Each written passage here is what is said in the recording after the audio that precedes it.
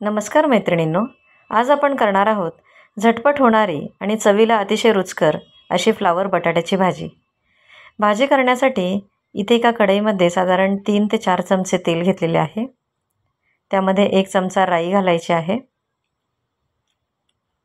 राई तडतडून झाली की त्यामध्ये 1 चमचा जिरं घालायचं आहे. 1 चमचा हळद घालायची आहे. थोडा कढीपत्ता घालायचा आहे. बारीक चिरलेला टोमॅटो घालायचा आहे आणि बारीक चिरलेला कांदा घालायचा आहे. हे सर्व मिश्रण आपल्याला व्यवस्थितपणे तेलामध्ये परतून घ्यायचे आहे. मैत्रिणींनो, चॅनलला जर अजून सबस्क्राईब केले नसेल तर नक्की सबस्क्राईब करा आणि तुम्हाला जर माझे व्हिडिओज आवडत असतील तर चॅनलला लाईक आणि शेअर नक्की करा. आता इथे मी फ्लावर आणि बटाटा पाण्यामध्ये वाफवून घेतलेला आहे. तो आपण इथे घालून घेऊया. त्यामध्ये 1 चमचा गरम मसाला, 1 चमचा किचन किंग मसाला घालून व्यवस्थितपणे भाजी हलवून घ्यायची आहे.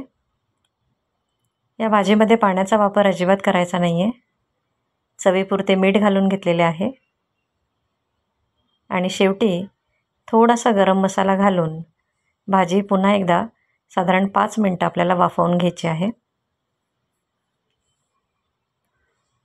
इथे तुम्ही पाहू शकता बटाटा आपला व्यवस्थितपणे शिजलेला आहे, कारण तो आधी आपण शिजवून घेतलेला होता.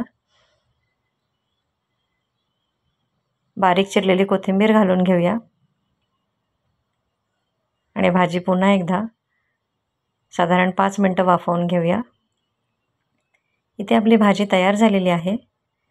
तर मैत्रिणींनो, ही रेसिपी तुम्ही नक्की करून पहा, तुम्हाला नक्की आवडेल आणि टिफिनसाठी ही अतिशय सोपी आणि उत्तम रेसिपी आहे. तर कमेंटमध्ये मला कळवा तुम्हाला ही रेसिपी आवडली की नाही ते.